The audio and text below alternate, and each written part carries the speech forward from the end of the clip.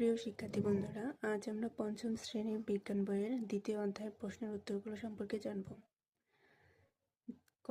জীবজগতের সকল শক্তির উৎস কি? জীবজগতের সকল শক্তির উৎস একমাত্র সূর্য। খ. নিচে কোন উপাদানের জন্য উদ্ভিদ প্রাণীর উপর নির্ভরশীল?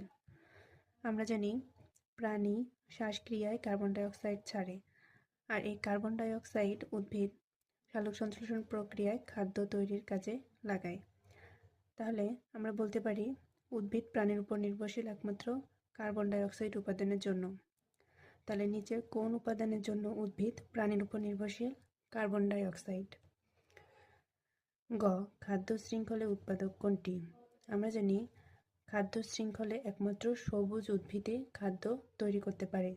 এছাড়া সকল প্রাণী সবুজ উদ্ভিদের উপর খাদ্যের জন্য নির্ভরশীল। তাহলে খাদ্য শৃঙ্খলে উৎপাদক সবুজ উদ্ভিদ। শূন্যস্থান পূরণ। নিচের শব্দগুলো থেকে সঠিক শব্দ নিয়ে শূন্যস্থান পূরণ করি। ক. খাদ্য শৃঙ্খলে সবুজ উদ্ভিদকে বলা হয় ড্যাশ। খাদ্য শৃঙ্খলে সবুজ উদ্ভিদকে বলা হয় উৎপাদক। খ. তৃণভোজী প্রাণী হলো প্রথম শ্রেণীর খাদক। উদ্ভিদের বীজের বিস্তরণে সাহায্য করে ড্যাশ।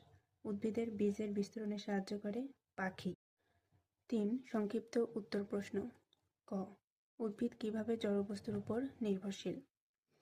উদ্ভিদ যেভাবে জড়বস্তুর উপর নির্ভরশীল তা নিচে দেওয়া হলো।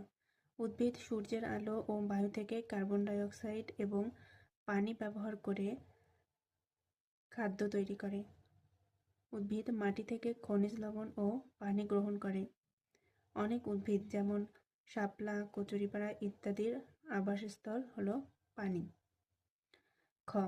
উদ্ভিদ বংশবৃদ্ধির জন্য প্রাণীর উপর কিভাবে নির্ভরশীল?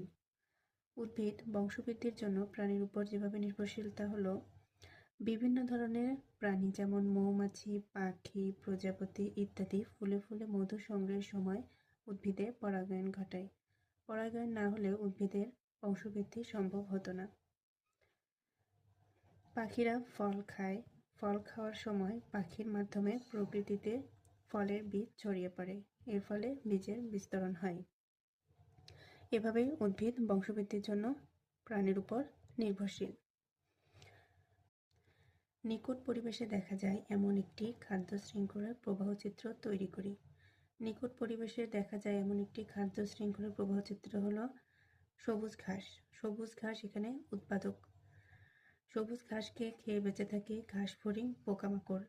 এখানে পোকামাকড় সবুজ ঘাসকে খেয়ে বেঁচে থাকে, তাই ঘাস ফড়িং